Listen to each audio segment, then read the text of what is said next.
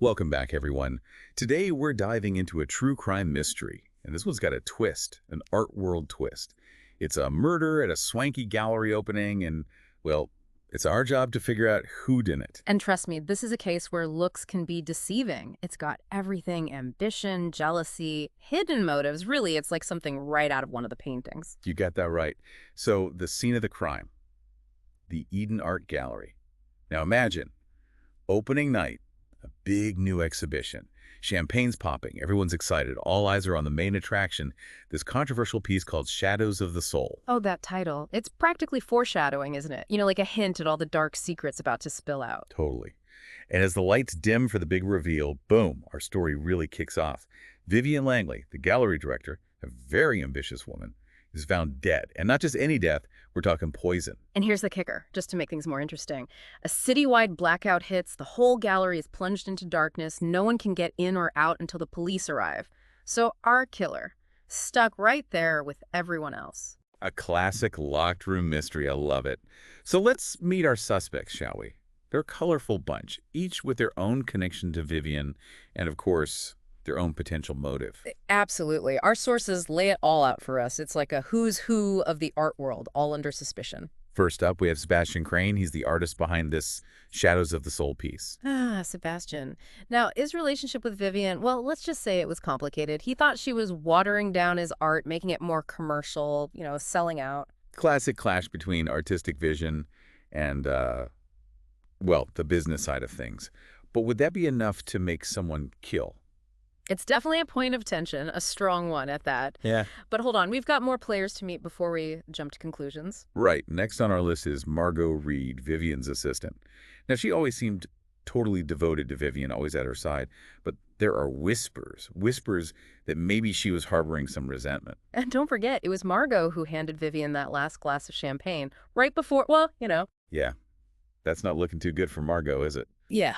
Okay, and now things get juicy. We've got Lawrence Bellamy, a wealthy art collector, big-time patron. Turns out he had a secret. And Vivian, she knew it. Blackmail, plain and simple. It seems Vivian had a knack for finding people's weak spots. And Lawrence, with his indiscretions, let's just say he was an easy target. Oh yeah, definitely a motive there. And last but not least, we have Camille Devereaux, rival gallery owner. And let's be honest, Vivian's downfall, that would have been a win for Camille. The art world, it's competitive, that's for sure. And Camille? She wasn't afraid to play rough. But did their rivalry go that far? That's what we need to find out. So there we have it, a whole gallery full of suspects, each with secrets, grudges, and a possible reason to want Vivian gone. But what really makes this case so fascinating are the clues. You're right. It's the details, those little things that really draw you in. It's like each clue is a brushstroke, building up the whole picture. Picture this. You're in the gallery, it's dark, there's that tension in the air, and right by Vivian's body, the remains of a champagne flute, shattered, and the poison used. Cyanide. Classic choice. Cyanide. Quick, deadly, and leaves no doubt about how she died. Very effective, unfortunately. For sure. But that's not all. We also found Vivian's planner hidden in her office. And let me tell you, this thing is explosive. A treasure trove of secrets, that's what it is. Notes about her holdover people. We're talking Sebastian, Lawrence, even Margot. There's something cryptic about Margot in there. It's like Vivian was playing this high-stakes game, and everyone around her was just a pawn. But wait, there's more. Remember that controversial painting, Shadows of the Soul? Well, guess what? They found a smudged fingerprint on the frame. And Sebastian, he swears he didn't touch it after it was installed. That's interesting. So who else could have touched it? Why would they? Was it to frame someone, or is there something else going on? And finally, we have the security footage, or at least what's left of it after the blackout. Most of it's useless, but there's this one quick blip, a movement by the refreshments table just before Vivian collapsed. A flicker in the dark, almost like a ghost. Could this be the key to figuring out who did it? This is where things really get interesting, trying to piece it all together. It's like we have all these puzzle pieces, these tantalizing clues, the poison, the planner, the fingerprint, that security footage. But they don't quite fit yet, do they? That's where we have to get to work, right? We have to look at these clues, not just on their own, but how they connect, how they relate to each other. Exactly. It's about seeing the whole picture, the bigger picture. And maybe, just maybe, that's how we'll start to see things more clearly. You know, it's funny, isn't it? That title, Shadows of the Soul, it's not just a name, it's like the whole blueprint for this mystery. I know, right? I was just thinking that. The way Sebastian uses those dark colors, those figures, Uh-huh. all blurry, it's like he was painting all this hidden resentment, this deceit that we're uncovering in the case. Yeah. It's like he knew, almost. And you know what? If we really look closely at the painting, I think it might give us a clue about, well, about the killer's mindset. Okay, now you've got me intrigued. Spill it. What do you see? Well, notice the faces. So many of them are hidden or obscured, you know. The figures, they blend into the shadows like they're trying to hide who they really are. I see that. But how does that tie into our suspects? Think about it. Each of them is wearing a mask in a way, putting on a front, while underneath they've got all these secrets, these motives. Like Sebastian, right.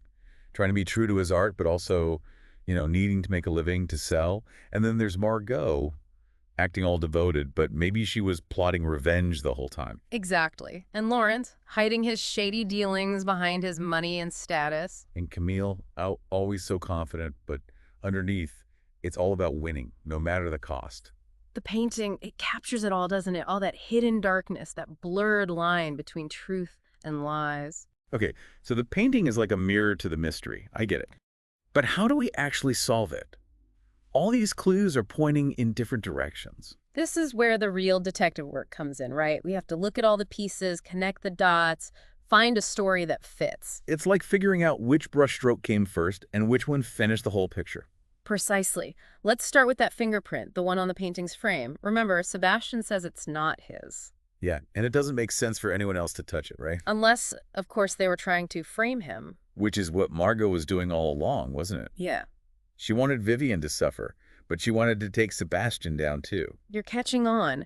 It all starts to make sense when you think about Margot's motive. She felt used, invisible, like Vivian was playing her for years. And framing Sebastian for murder, that would be the ultimate revenge, wouldn't it? Take them both down in one go. Exactly. It's a twisted plan, but it uses Vivian's own tactics against her. So Margot poisons the champagne, thinking Sebastian will drink it. But Vivian takes it instead. A terrible accident, but driven by this need for revenge. That's what makes the most sense, yeah. But there's more to it, another layer, something that tells us even more about why Margot did it. Okay, now I'm really listening. Tell me more. It wasn't just revenge. Margot wanted to show everyone what Vivian was really like, to expose her. So by framing Sebastian, she was trying to reveal the truth about Vivian, the dark side behind all that glamour. That's it. She wanted to pull back the curtain, show everyone who's really pulling the strings. But instead of exposing Vivian, she became the puppet master, didn't she? And it ended in disaster. It's ironic, isn't it? It just shows you can't always predict how things will turn out. And it brings us back to Shadows of the Soul, doesn't it? Yeah. We all have those hidden parts, those secret reasons for doing things. We all have shadows. This case, it just proves that even in the art world, all that beauty and creativity, there can be darkness underneath. So we've solved the mystery. We know who killed Vivian Langley and why. But there's another question, a bigger one that goes beyond this case. And what's that? Yeah. Yeah, what happens now? I mean, we've solved the case, but there's got to be fallout, right? Vivian's gone, Sebastian's reputation, the will has taken a hit, and the whole gallery, the Eden, it's going to be tied to this forever. How does the art world even begin to move on from this? That's the million-dollar question, isn't it? Vivian, she was a powerhouse, a real trendsetter. Someone's going to try to fill that void for sure, but who and what will their vision be like? Will they have her eye for talent? Or her ruthlessness?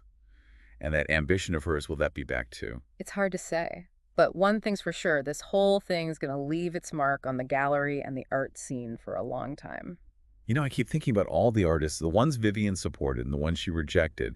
Did her taste, her influence, I don't know, did it shape the art world as we know it? Now, that's a thought-provoking question, one that'll probably keep art historians and critics busy for years to come, I'm sure. It's like Vivian's legacy. It's as complex and layered as one of Sebastian's paintings.